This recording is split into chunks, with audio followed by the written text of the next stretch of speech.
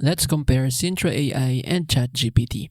Sintra AI is built for automation in content creation, especially for digital marketing. It creates social posts, captions, blogs, emails, and visuals with minimal input. You can schedule and publish directly from the platform. It is built for speed. Feed it a URL or keyword and it generates a complete content package. Sintra also offers branded templates and supports bulk generation, making it ideal for agencies or content teams. ChatGPT is a general purpose AI assistant. It's best for writing, brainstorming, coding, and answering questions.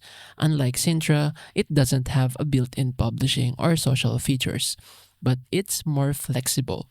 You can generate detailed outlines, refine tone, or handle technical tasks. With plugins or third-party tools, it can integrate into workflows, but out of the box, it's focused on conversation and text generation. Sintra wins in automation, bulk content, and time saving for marketers. ChatGPT wins in flexibility, creativity, and use across industries. Choose Sintra for plug and play content workflows. Choose ChatGPT for broader control and deeper customization.